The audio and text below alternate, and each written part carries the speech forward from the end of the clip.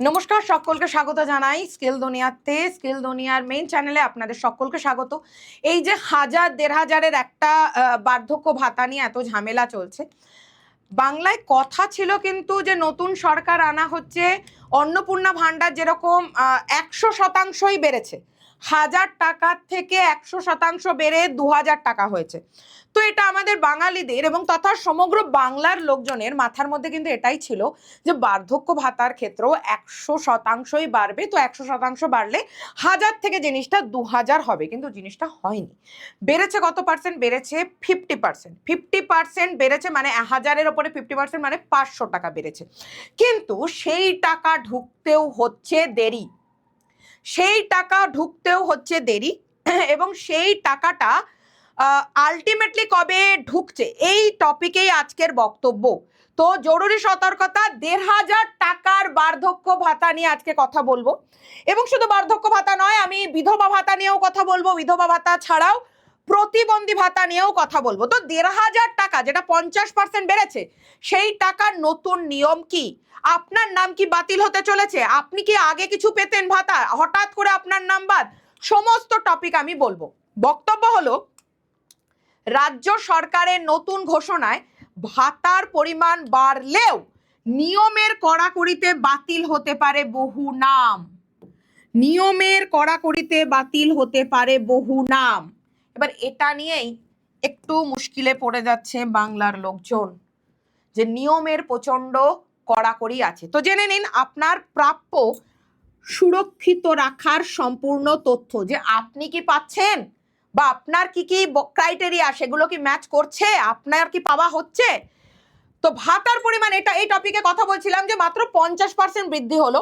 অন্নপূর্ণা ভাণ্ডারের মতন কিন্তু আমরা ভেবেছিলাম যে ওটাও 100% বৃদ্ধি পাবে, তো 2000 হবে, কিন্তু হলো না। কতটা হলো? 50% বৃদ্ধি হলো, 1000 থেকে 1500 টাকা হলো। কিন্তু প্রতিশ্রুতি মতো রাজ্য সরকার বার্ধক্য ভাতা, বিধবা ভাতা এবং প্রতিবন্ধী ভাতা এক ধাক্কায় 50% বাড়ালেও 100% বাড়ায়নি। কিন্তু হ্যাঁ, কথা রেখেছেন সরকার, এটা কথা দিয়েছিল যে বাড়াবে বাড়াবে, কিন্তু হ্যাঁ এটাও আমরা আশাবাদী ছিলাম যে 100%ই হয়তো বাড়াবে। তো যাই হোক, হয়নি। বার্ধক্য ভাতা, বিধবা ভাতা এবং প্রতিবন্ধী ভাতার ক্ষেত্রে আলটিমেটলি 50% বাড়িয়েছে গভর্নমেন্ট। এখন থেকে প্রতি মাসে পাওয়া যাবে বর্ধিত অর্থ। বর্ধিত অর্থ মানে যেটা অলরেডি বেড়ে গেছে, মানে 1000 আর নয়, 1500। সেটা বার্ধক্য ভাতার ক্ষেত্রে হোক, বিধবা ভাতার ক্ষেত্রে হোক, অথবা প্রতিবন্ধী ভাতার ক্ষেত্রে হোক। নেক্সট কি বলছে? কেন এত কড়াকড়ি, এত কড়া ভেরিফিকেশন কেন? এর আগেও তো অনেকে পেতাম, তাহলে সেই পারপাস কেন হচ্ছে না? কেন ডিবিটি লিঙ্ক তো করা আছে, আমি তো আগে অন্নপূর্ণা ভাণ্ডারও পেতাম, আগে তো আমি বিধবা ভাতাও পেতাম, কেন ওইটাই হচ্ছে না? এত কড়া ভেরিফিকেশন কেন? সরকার বলছে, বেঙ্গলের বাংলার নতুন সরকার বলছে যে দেখুন, এটা একটা স্বাভাবিক প্রশাসনিক প্রক্রিয়া, আমাদেরকে প্রক্রিয়ার মধ্যে দিয়েই যেতে হবে এবং মাথার মধ্যে রাখতে হবে নতুন স্বচ্ছতা এবং যাচাই। আগে কি হতো, সরকারি চাকরিও করছে, এদিকে অন্নপূর্ণা ভাণ্ডার ঢুকে যাচ্ছে, স্কুলে কেউ চাকরি করছে তারও অন্নপূর্ণা ভাণ্ডার ঢুকে যাচ্ছে, কেউ কোথাও গ্রুপ ডি চাকরি করছে তারও অন্নপূর্ণা ভাণ্ডার ঢুকে যাচ্ছে, কেউ কোনো গ্রামীণ ব্যাংকে চাকরি করছে তারও অন্নপূর্ণা ভাণ্ডার ঢুকে যাচ্ছে। সরকার বলছে এরম ভাবে চলবে না, ভাতা আমরা তাদেরই দেব যারা ভাতা পাওয়ার যোগ্য, যাদের অলরেডি সরকারি চাকরি বা প্রাইভেট চাকরি আছে, যাদের মোটামুটি রোজগার আছে, তাদেরকে আমরা ভাতা কেন দেব? ভাতা কে পেতে পারে? সরকার বলছে ভাতা যে যোগ্যতা রাখছে, যে তার পয়সার অভাব আছে, তার আর্থিক ইনকাম নেই, সে সত্যি সমস্ত নিয়মের মধ্যে পড়ছে, তবে গিয়ে ভাতা দেব। তো যে পোর্টালটা কি? সমর্থ পোর্টাল। পোর্টালটা কি? সমর্থ পোর্টাল। এই পোর্টালে যা যা নথি জমে আছে, মানে আগে যারা এরকম ভুল ভাল ভাবে টাকা নিয়েছে, সেই পুরনো এবং আপনারা যারা সত্যিকারের পাবেন, যারা সত্যিকারের দাবিদার, যাদের হকের টাকা, তাদেরও নতুন আবেদন জমা পড়ছে। এবার সরকার সেগুলোকে মিলিয়ে মিলিয়ে দেখছে, পুঙ্খানুপুঙ্খ যাচাই করছে। কেন? যে এনার প্যান কার্ড কি বলছে, ইনি কি ভাতা পাওয়ার যোগ্য? আচ্ছা, নতুন আবেদন জমা পড়েছে, এনার পুরনো আবেদনও ছিল, আচ্ছা উনি তো যোগ্য, তাহলে দেব। যোগ্য কি নয়, এনার কি অন্য ইনকাম সোর্স আছে, তাহলে তো দেব না। তো এই যাচাইগুলো করতে গিয়ে দেরিটা হচ্ছে। সরকার বলছে উদ্দেশ্য একটাই, সরকার বলছে আমাদের উদ্দেশ্য একটাই, অযোগ্যদের বাদ দিয়ে যারা প্রকৃত যোগ্য তাদের হাতে টাকাটা তুলে দেওয়া, সরকারি তহবিল থেকে তাদের হাতেই টাকাটা তুলে দেওয়া। মানে সরকার বলছে আমরা স্বচ্ছতা করব, যাচাই করব কে যোগ্য না, তাই এত দেরি হচ্ছে। অপেক্ষার অবসান, অনেক দিন ধরেই আপনারা অপেক্ষা করে আছেন, আলটিমেটলি অপেক্ষার অবসান। এবার মুখ্যমন্ত্রী তো বলেছিলেন 15ই আগস্ট হবে, সেটাও পিছলো, তাই কিনা? 15ই আগস্ট আমাদের পাওয়ার কথা, সেটাও পিছিয়ে আলটিমেটলি ডেট কবে হয়েছে? এই যে 17ই আগস্ট ডেট হয়েছে। কেন না? এই যে আমাদের ডিবিটি লিঙ্ক, যেটাকে বলে direct benefit transfer, DBT link, আমরা সবাই বলি ডিবিটি লিঙ্কের ফুল ফর্ম কি? Direct benefit transfer. এই যে প্রসেসটা, এই যে প্রক্রিয়াটা, এই যে প্রসেসিং এবং জেলা ভিত্তিক যে ফান্ড, মানে প্রতিটা জেলায় টাকাগুলো পাঠানো হয়েছে ডিএম অফিসে, সেখান থেকে ফান্ডগুলো রিলিজ হচ্ছে। তো এই যে ফান্ড বন্টন মানে কি? ভাগ করা। এটা 15ই আগস্টের ডেডলাইনটা চেঞ্জ করেছে, কারণ এই যে স্বচ্ছতা, কে সত্যিকারের পাবে, কে সত্যিকারের পাবে না, এই যে এতগুলো ব্যাপার, এর জন্য একটু সময় লেগে যাচ্ছে। তো সরকার বলছে 15ই আগস্ট হচ্ছে না, কিন্তু 17ই আগস্ট কিন্তু হচ্ছেই। হয়তো 15ই আগস্ট হচ্ছে না, বাট 17ই আগস্ট হচ্ছেই। 17ই আগস্ট থেকে শুরু হয়ে যাচ্ছে ধাপে ধাপে সরাসরি ব্যাংক অ্যাকাউন্টে, আপনার ব্যাংক অ্যাকাউন্টে যারা যারা যোগ্য তাদের আপনাদের ব্যাংক অ্যাকাউন্টে ধীরে ধীরে টাকা ঢুকতে শুরু করে দেবে 17ই আগস্ট থেকে। 15ই আগস্ট চেঞ্জ হয়ে 17ই আগস্ট হয়েছে, কারণ স্বচ্ছতার দরকার আছে। যারা যোগ্য তারাই পাবে ডিবিটি লিঙ্কের মাধ্যমে। ডিএম অফিসে পাঠানো হচ্ছে জেলায়, তারা ভাগ করে দিচ্ছে যারা যারা যোগ্য। হলো, কারা পাবেন? তাহলে এবারে হচ্ছে আসল বক্তব্য, এই যে স্বচ্ছতা আর এই অস্বচ্ছতা, এই দুটোর মধ্যে যে কেউ সরকারি চাকরি করছে, কেউ প্রাইভেটে চাকরি করছে, তারপরেও পাচ্ছে। তাহলে আসলে কারা কারা পাবেন? বার্ধক্য ভাতা বলছে কমপক্ষে বয়স 60 বছর হতে হবে, 1 মাসও যদি কম হয় তাহলেই বাতিল, কাটাকুটি। কমপক্ষে 60 বছর হতে হবে, 1 মাসও যদি কম হয় তাহলেই কাটাকুটি। আর তার পারপাস কি লাগছে? বয়সের প্রমাণপত্র হিসেবে কি দিতে পারেন? আধার দিতে পারেন, প্যান দিতে পারেন, অথবা আপনার জন্ম শংসাপত্র, মানে কি? Birth certificate.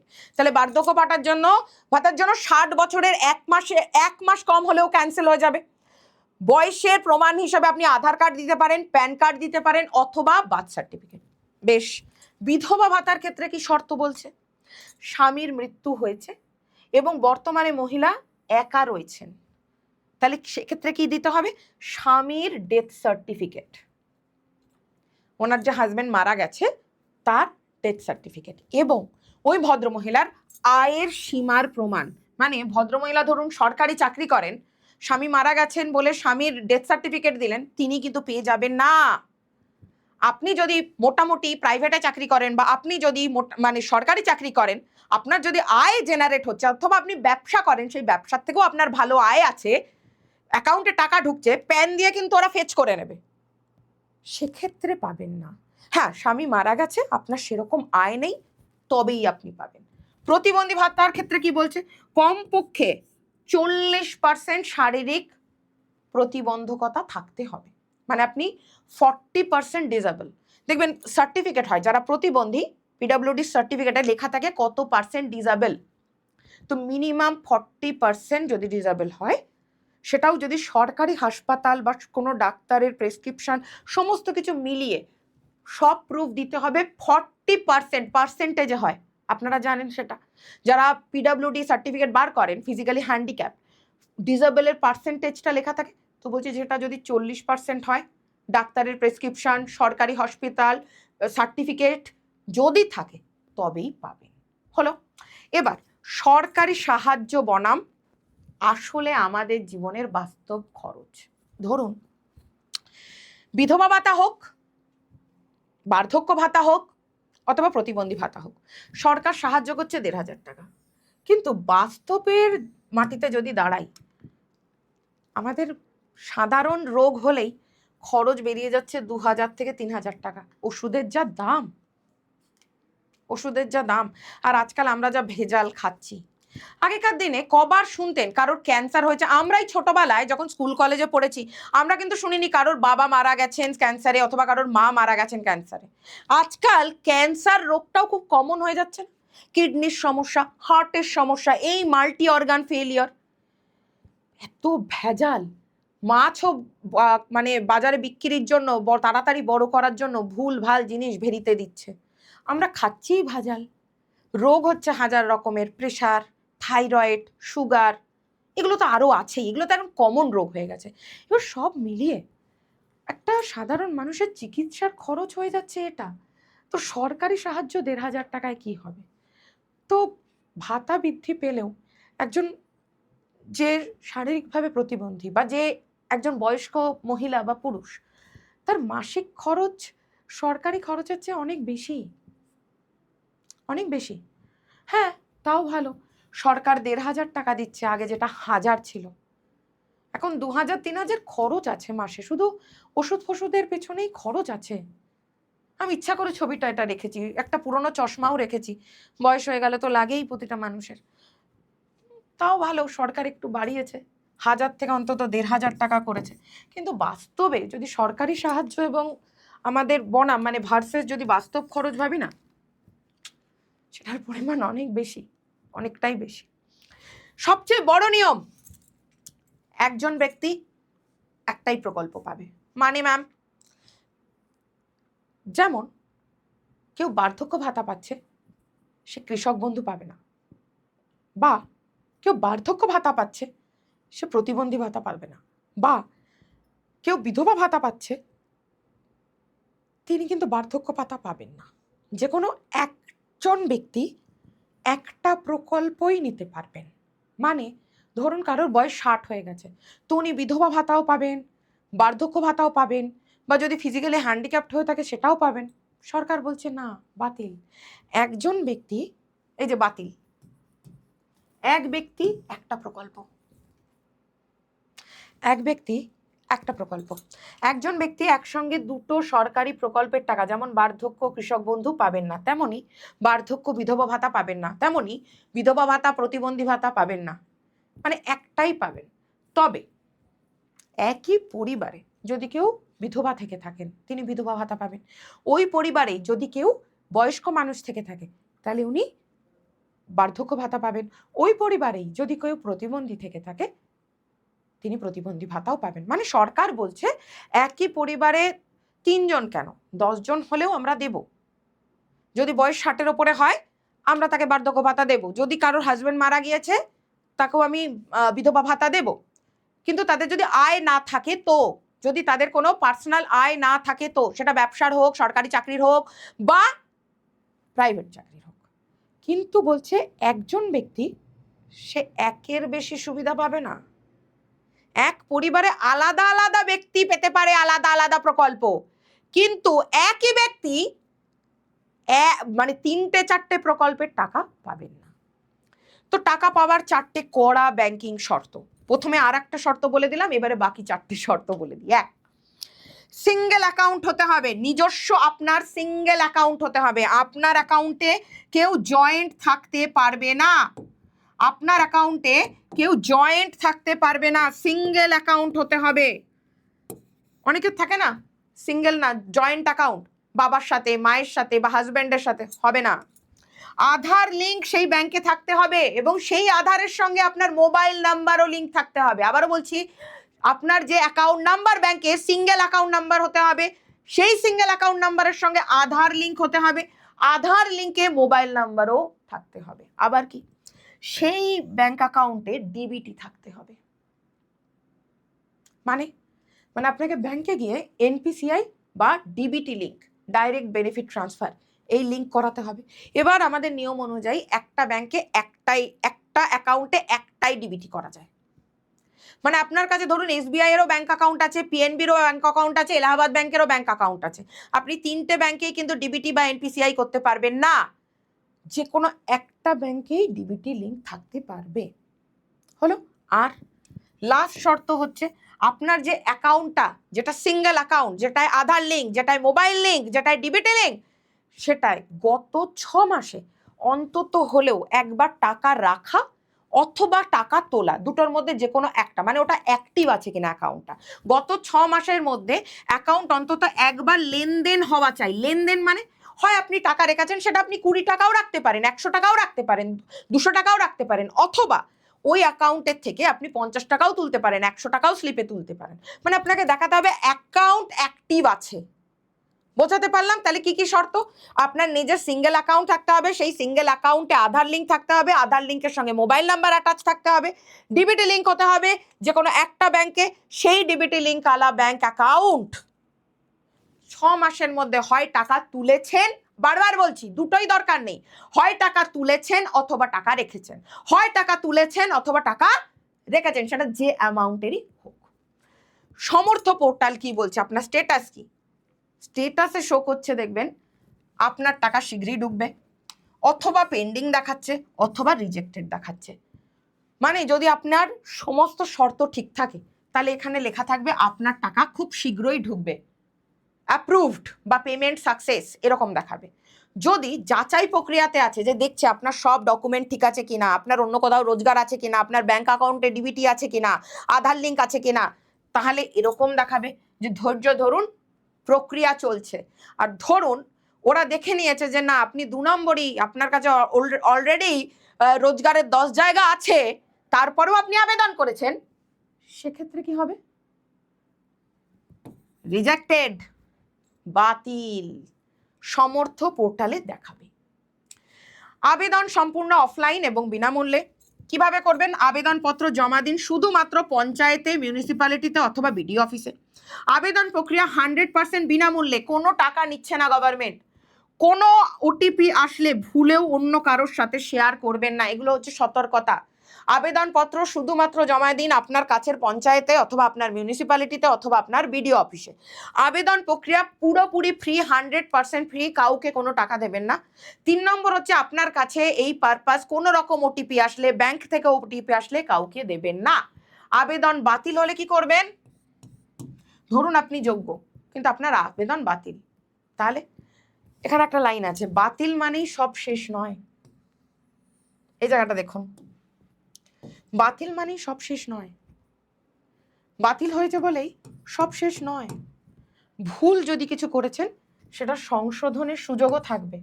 মানে সরকার বলছে ও আপনারটা বাতিল হয়ে গেছে, আর অথচ আপনি সত্যি জিনিসটা পাবেন, সেক্ষেত্রে ভয়ের কিছু নেই। সরকার আবার আপনাকে সুযোগ দেবে, যদি আপনি কোথাও ভুল ইনফরমেশন ভুল করে ফেলেছেন অথবা কোনো দরকারি ডকুমেন্ট সাবমিট করতে ভুলে গেছেন, সরকার আবার সুযোগ দেবে, আবার সুযোগ দেবে। আসল আধার কার্ড, ভাতার অ্যাপ্লিকেশন আইডি নিয়ে আবারও নিকটবর্তী মিউনিসিপ্যালিটিতে যান, পঞ্চায়েতে যান, বিডিও অফিসে যান। কি বলবেন? যে স্যার আমি তো সত্যিই ভাতা পাওয়ার যোগ্য, আমার তো প্রতিটা শর্তই ঠিক আছে। তাহলে আপনি আবারও যদি বাতিল হয়, টেনশনের কিছু নেই। সরকার বলছে ভুল আমাদের তরফেও হতে পারে, ভুল আপনার তরফেও হতে পারে, কোনো ব্যাপার না। আপনি আবার পঞ্চায়েতে যান, অথবা আপনি আবার মিউনিসিপ্যালিটিতে যান, অথবা আপনি আবার বিডিও অফিসে যান। আপনার চূড়ান্ত চেকলিস্ট এটা হতে হবে, ব্যাংকের বই আপডেট করুন, সিঙ্গেল অ্যাকাউন্ট বানান, ব্যাংকে গিয়ে আধার লিঙ্ক করুন, ডিবিটি লিঙ্ক করুন, বিধবা বা প্রতিবন্ধী ভাতার জন্য আসল শংসাপত্র রেডি রাখুন হাতের কাছে। সমর্থ পোর্টাল, যেটা সমর্থ পোর্টাল, সেখানে নিজের বর্তমান স্ট্যাটাস বারবার চেক করতে রাখুন। স্ট্যাটাসে কি চেক করবেন? এই জিনিসটা চেক করবেন যে অ্যাপ্রুভ দেখাচ্ছে নাকি পেন্ডিং দেখাচ্ছে নাকি অলরেডি বাতিল রেড অ্যালার্ট দেখাচ্ছে, এটা বারবার গিয়ে চেক করবেন। তো শুধু আর্থিক সাহায্য নয়, এটা সম্মানের অধিকার। কারণ আমরা প্রতিটা ভারতীয়, আমরা আমাদের প্রত্যেককে নিয়ে আমাদের দেশ। আর কোনো নেতা মন্ত্রী শেষ কথা নয়, সরকারকে আমরা সাধারণ মানুষই আনি। এর আগেও যারা ছিলেন, তার আগেও যারা ছিলেন, আমরা সাধারণ মানুষরা ভোট দিয়ে তাদেরকে আনিয়েছি। তো ভাতা ভেবে লজ্জা পাওয়ার কোনো কারণ নেই, কারণ আমরাই সেই সাধারণ মানুষ যারা ভোট দিয়ে সরকারকে এনেছি। তো কোনো সরকার, তাদের মেন কাজই হলো সাধারণের পাশে থাকা।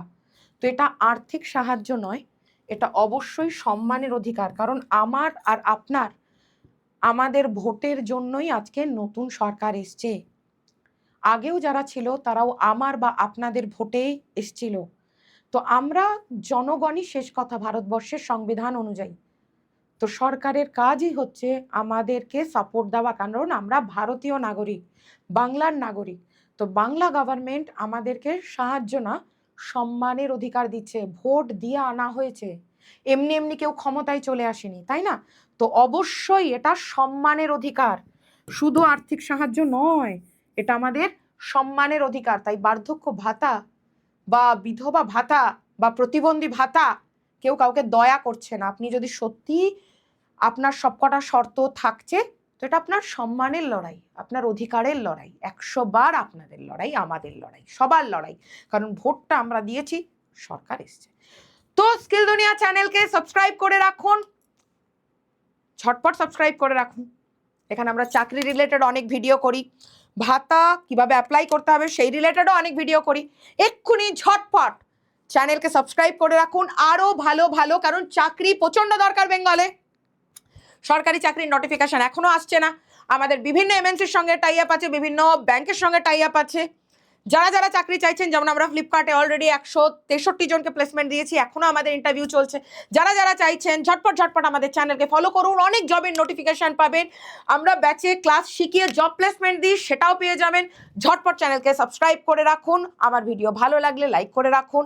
আপনাদের পরিচিত কেউ যদি থাকে তাদেরকে একটু পাঠিয়ে দিন। সকলে ভালো থাকুন, জয় হিন্দ।